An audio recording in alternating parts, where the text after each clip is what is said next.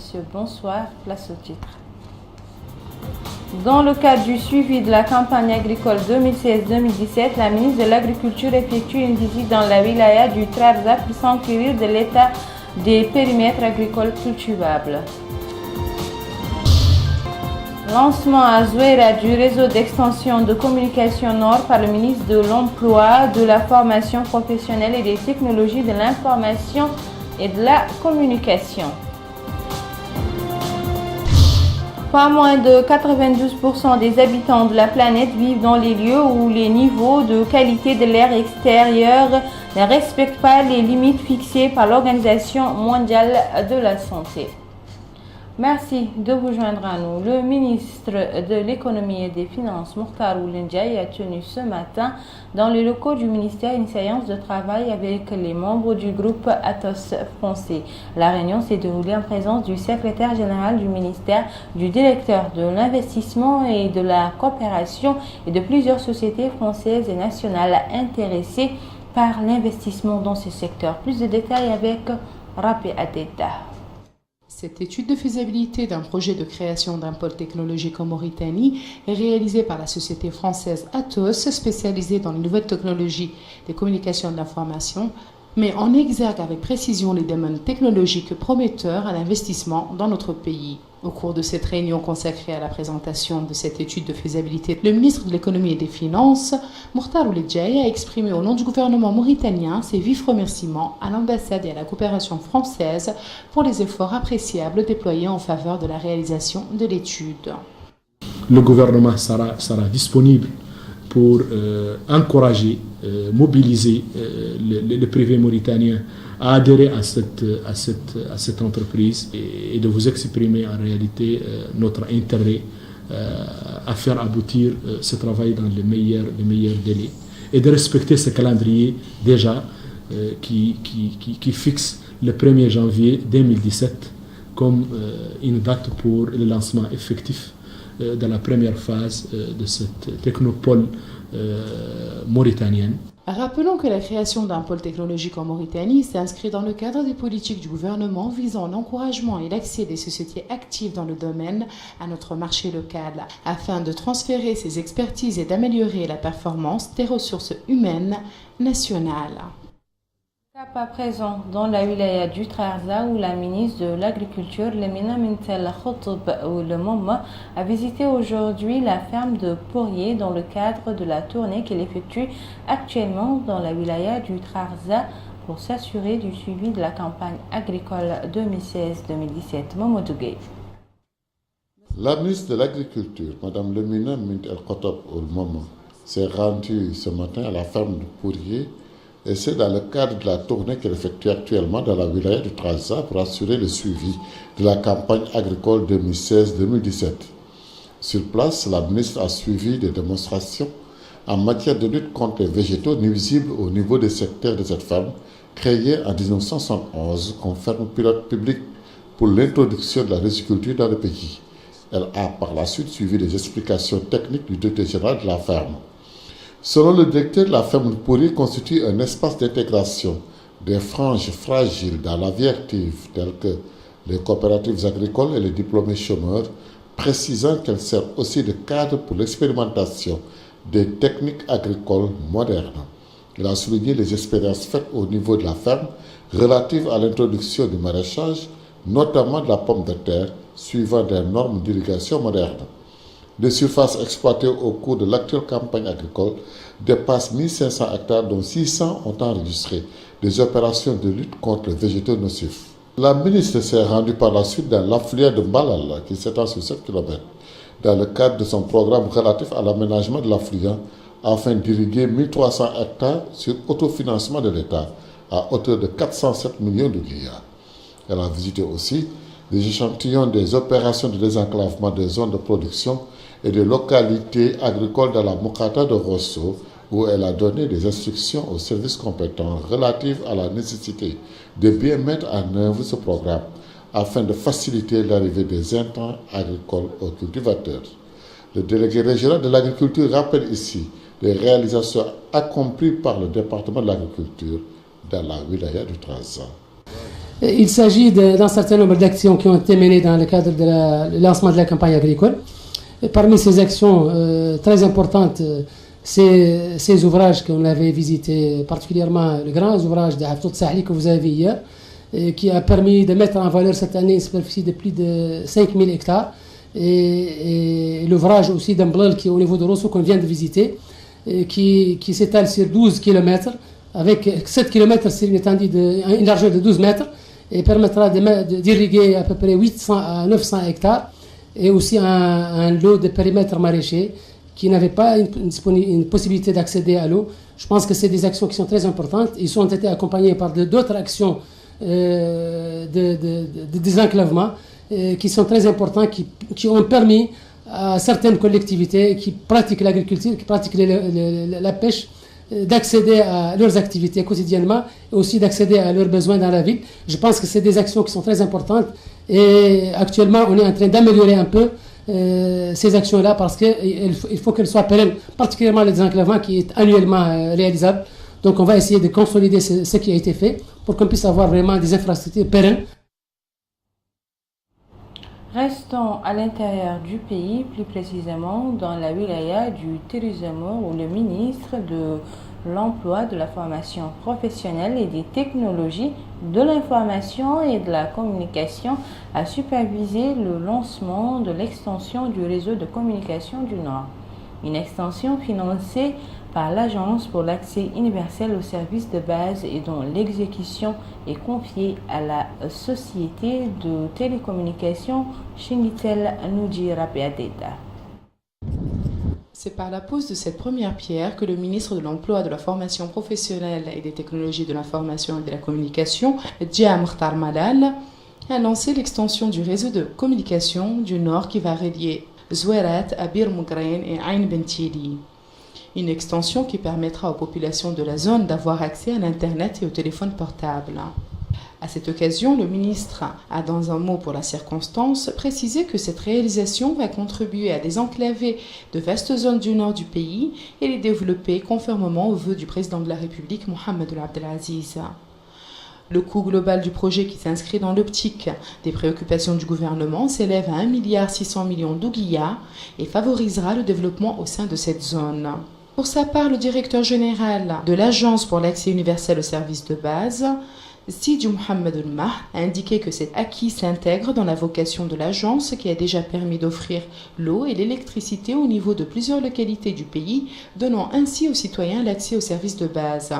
Il a ajouté que le projet englobe la construction de 11 stations relais de communication disposant de l'énergie et une station de communication par satellite, appréciant l'attention qu'ont voulu les pouvoirs publics aux citoyens à travers la mise à leur disposition des services de base.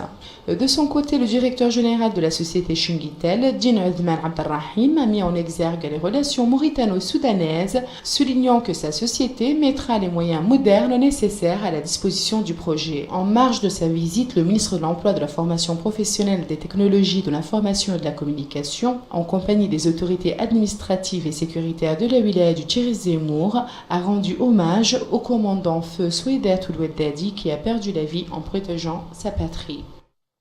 Retour à Nouakchott avec le lancement du programme d'appui au profit des personnes amnistiées par le commissaire aux droits de l'homme et à l'action humanitaire en présence du président, en présence du directeur. Les amnisties auront un soutien financier qui leur permettra de recommencer une nouvelle vie décente. Abdullah Damaba. Cet appui financier dont bénéficient ces 34 ex-détenus consiste en des montants financiers substantiels, ceci afin de permettre à ces personnes de se reconstruire une nouvelle vie qui va les éloigner des dérapages et autres dérives qui pourraient les mener à retomber dans les travers à l'origine de leur précédent séjour carcéral. Le commissaire aux droits de l'homme et à l'action humanitaire, Cheikh Tourad Ould Abdel Malik, a indiqué à l'occasion de la cérémonie de lancement de ce programme qu'il compte œuvrer afin d'aider ces personnes amnistiées à s'insérer dans leur nouvelle vie ainsi que les réhabiliter afin qu'ils participent de manière positive à la vie publique.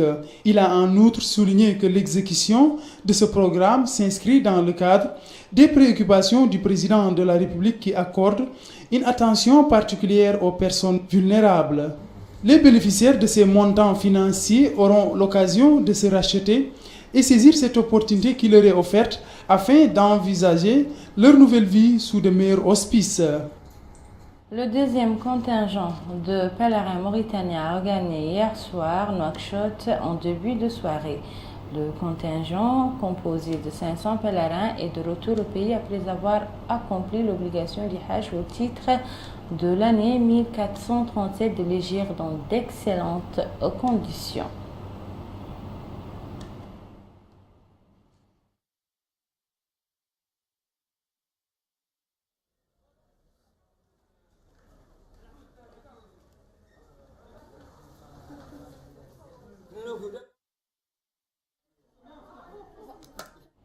La pratique de la gabegie constitue un handicap majeur à tout processus de développement des nations.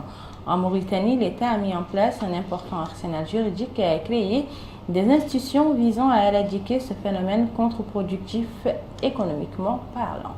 Boubacar Baïlab. La lutte contre la gabegie est une option incontournable, mais requiert la complémentarité des efforts sociaux, politiques, culturels, moraux et pédagogiques aux côtés des efforts de l'État et de ses institutions de contrôle. D'ailleurs, des pas ont été franchis au plan institutionnel et juridique. Ainsi, des institutions de contrôle ont été créées et renforcées, de même des structures pour la transparence dans le secteur des pêches maritimes et des mines ont vu le jour. Et une institution s'est particulièrement illustrée dans la bonne gouvernance des revenus publics. Il s'agit du Comité national de l'initiative pour la transparence dans les industries extractives. La Mauritanie, qui a adhéré à l'initiative pour la transparence dans les industries extractives, est déjà à son 9e rapport et le 10e est en cours de réalisation. Nous sommes une initiative. La Mauritanie a adhéré depuis 2005 à l'initiative de transparence internationale et nous sommes aujourd'hui à notre 10e rapport annuel que nous publions. La Mauritanie publie régulièrement, elle n'a jamais eu de retard dans ce domaine. Quel est l'objectif de ces publications? Les publications, c'est donner aux citoyens le droit, et c'est très important, le droit de savoir ce que l'État a reçu comme argent de ce secteur et ce que aussi l'État a dit avoir reçu. Et dans ce sens-là, nous faisons appel à un bureau international par concurrence qui va faire la comparaison ou en tout cas la réconciliation de ces chiffres-là pour dire voilà, effectivement, l'État a reçu tel et les sociétés ont versé tel. À partir de là, la société civile, les partis politiques, les personnes peuvent utiliser ce rapport pour interpeller le gouvernement. Et le rapport publié chaque année par le Comité national de l'initiative pour la transparence dans les industries extractives a valeur d'outil pour les investisseurs étrangers. On ne fait pas que des chiffres. Nous définissons dans nos rapports aussi les politiques du gouvernement dans le secteur extractif. Quelle est la manière d'obtenir des licences, comment obtenir les permis. Donc tout ça permettrait aussi à un investisseur de venir et de pouvoir se connaître quelle est la politique du gouvernement. Et aujourd'hui, je vous dis que c'est un label. Parce qu'à partir du moment où un pays est membre de l'ITIE et publie régulièrement, c'est un label. C'est un label extrêmement important. L'investisseur peut l'encourager à venir. Et je pense que c'est pour cela que le gouvernement, les pouvoirs publics ont décidé que la première journée dédiée aux Mauritaniens de la Mauritanie soit ouverte par l'ITIE. Alors, pour plier le coût de la gabegie, rien ne vaut que la moralisation de l'administration et la nécessité pour les gestionnaires d'être respectueux des consignes données en matière de bonne gestion du service public. Comme vous le savez, depuis l'indépendance à nos jours, la gabegie et la corruption sont devenus des phénomènes récurrents qui ont sévi bien sûr un peu partout au niveau de tous les rouages de notre administration. Et depuis un certain temps, nous avons vu que les autorités publiques ont entrepris une grande campagne pour éradiquer ces deux phénomènes. Et je crois qu'aujourd'hui, la campagne pour la lutte sans merci contre ces phénomènes, bien sûr, doit continuer. Elle doit toucher tous les niveaux et bien sûr toutes les institutions de l'État. Une façon tout simplement de faire rehausser les entrées financières de l'État et bien sûr les ressources financières de l'État et d'assainir tous les niveaux de l'État. D'autres citoyens estiment que la lutte contre la gabegie doit se poursuivre pour dissuader les contrevenants et préserver les biens publics. Pour éviter la gabegie, il faut qu'il y ait la transparence dans tous les secteurs. Les secteurs éducation, santé. Et il faut encore éviter, par exemple, pour lutter contre la gabegie ou bien pour qu'il y ait le développement, il faut par exemple qu'il y ait les institutions juridiques, institutionnelles, etc. Je pense que c'est le système qui est déjà là qu'il faut renforcer. Parce que je pense que la loi est déjà assez claire contre la corruption. Donc il suffit d'appliquer la loi de façon rigoureuse. A noter qu'un tribunal spécial sera mis sur pied avec pour mission de juger les crimes de prévarication et une instance administrative en charge de la gestion des biens ou fonds gelés ou saisis conformément à la loi. Nous commençons l'actualité internationale par ce rapport publié aujourd'hui par l'Organisation mondiale de la santé selon lequel pas moins de 92% des populations de la planète vivent dans les lieux où les niveaux de qualité de l'air extérieur ne respectent pas les limites fixées par l'OMS. Précision avec Melika Narlé. Quelques 3 millions de décès par an sont liés à l'exposition à la pollution de l'air extérieur selon l'Organisation mondiale de la santé. Selon des estimations de 2012, 6,5 millions de décès, soit 11,6% des décès dans le monde, étaient associés à la pollution de l'air extérieur et à la pollution de l'air intérieur. Les maladies non transmissibles, notamment les maladies cardiovasculaires, les accidents vasculaires cérébraux et le cancer du poumon, sont à l'origine de 94% des décès liés à la pollution de l'air extérieur. Près de 90% de ces décès surviennent dans les pays à revenus faibles ou intermédiaires. L'OMS compte parmi les principales sources de pollution de l'air les modes de transport inefficaces, les combustibles ménagers, la combustion des déchets, les centrales électriques alimentées au charbon et les activités industrielles. L'activité humaine ne constitue pas la seule source de pollution de l'air. Les tempêtes de sable, en particulier dans les régions situées à proximité d'un désert, peuvent avoir une influence sur la qualité de l'air. Le rapport de l'Organisation mondiale de la santé indique que 92% de la population mondiale vit dans des endroits où les niveaux de qualité de l'air ne correspondent pas au niveau fixé par l'OMS sur la qualité de l'air ambiant pour les particules fines dont le diamètre est inférieur à 2,5 microns. Les solutions sont notamment des systèmes de transport plus viables, la gestion des déchets solides, l'utilisation de poêles et de combustibles propres pour les ménages ainsi que les énergies renouvelables et la réduction des émissions industrielles. Le rapport s'appuie sur des données provenant de 3 milieux à travers le monde, essentiellement des villes. En septembre 2015, les dirigeants du monde ont fixé une cible dans les objectifs du développement durable consistant à réduire nettement d'ici à 2030 le nombre de décès et de maladies dues à la pollution de l'air. Les deux candidats à la présidentielle américaine ont débattu face à face pour la première fois hier soir. Chacun est clairement resté dans son rôle malgré des échanges tendus. Rabia Deda. Pour le premier de leurs 3 face-à-face, Hillary Clinton et Donald Trump ont chacun joué pendant 90 minutes une partition attendue dans la droite ligne de leur meeting. Si la candidate démocrate a pu démontrer sa maîtrise des sujets nationaux, elle a su ne pas se laisser démonter par l'imprévisibilité offensive du républicain, moins à l'aise lorsqu'il s'agissait d'approfondir son programme.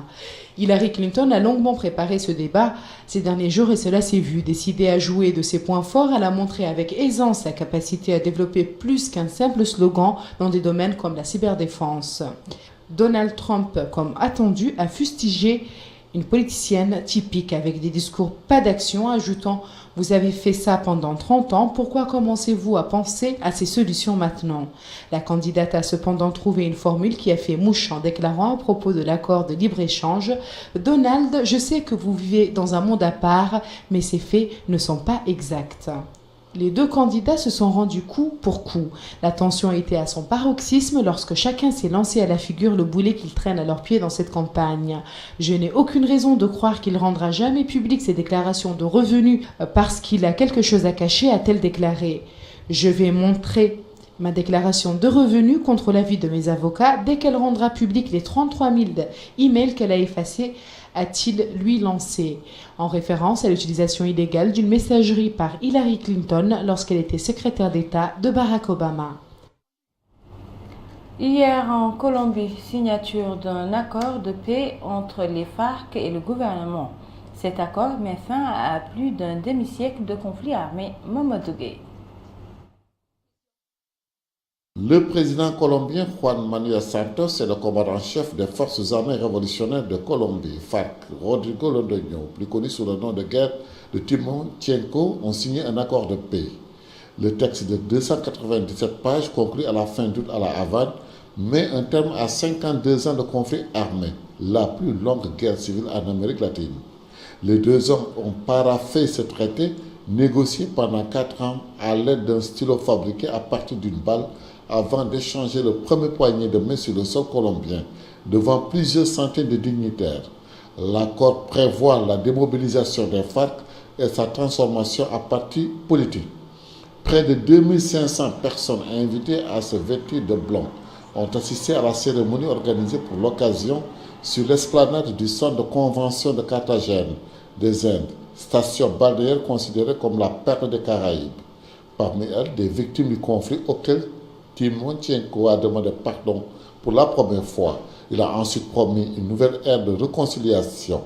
De son côté, le président Juan Manuel Santos a souhaité la bienvenue dans la démocratie aux FARC, lançant ensuite « Dieu préfère un accord imparfait qui sauve des vies à une guerre parfaite ».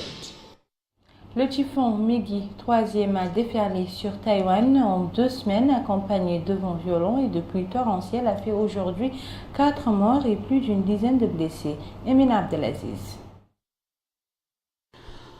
Des vents puissants ont déraciné des arbres et répandu des débris, alors qu'un important typhon traversait Taïwan, tuant 4 personnes et en blessant 268 autres. Les pluies torrentielles et les vents de 162 km à l'heure du typhon Meggy ont balayé l'île au milieu de l'après-midi après que le centre de la tempête eut touché terre sur la côte est. Le niveau d'alerte a été revu à la hausse dans le pays insulaire sujet au glissement de terrain et aux inondations. Parmi les 268 blessés figurent 8 touristes japonais qui ont subi des blessures lorsque l'autobus où ils se trouvaient a été renversé par les vents au centre de Taïwan.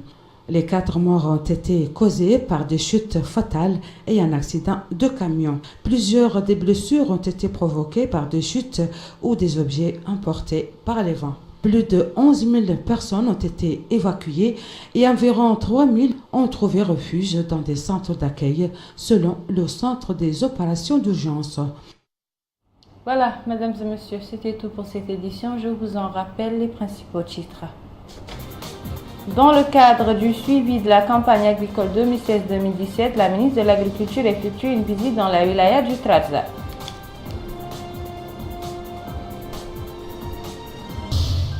Lancement à Zouera du réseau d'extension de communication Nord par le ministre de l'Emploi, de la Formation professionnelle et des technologies de l'information et de la communication.